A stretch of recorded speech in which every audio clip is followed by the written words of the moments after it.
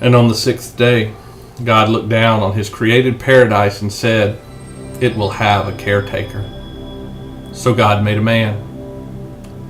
God said, "I will need somebody willing to get up before dawn, pursue wisdom, apply himself all day in difficult labor, pursue more knowledge, eat supper, train his kids, and then go to town and stay past midnight serving his neighbor." So God made a man.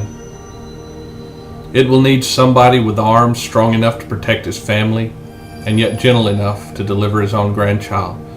Somebody to call out thugs, tame cantankerous children, come home hungry and have to wait lunch until his wife's done feeding some visiting widows, and tell the ladies to be sure and come back real soon and mean it. So God made a man.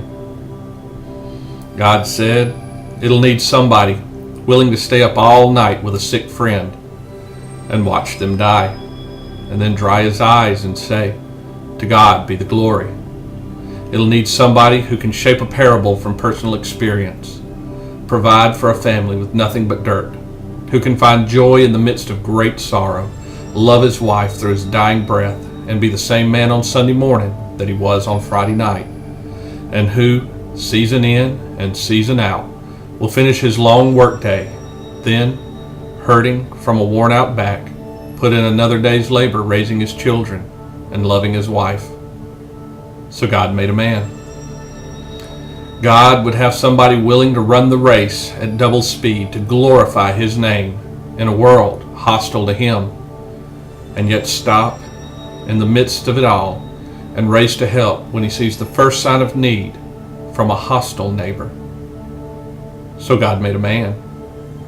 God said it will need somebody strong enough to bear the weight, yet gentle enough to heal the sick and serve the poor and tend the needy, who will stop his labor for an hour to fix the broken dryer for a single mother.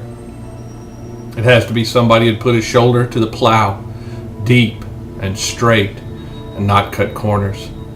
Somebody to serve, love, feed, clothe, and shelter, and teach, and comfort, and shepherd, and guide the flock, and fight the wolves, and replenish the joy, and finish a hard week's work with a 30-minute drive to church in a van full of screaming kids.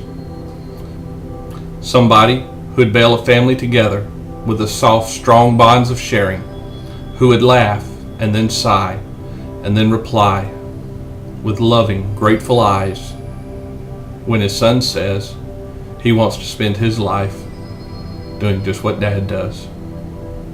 So God made a man.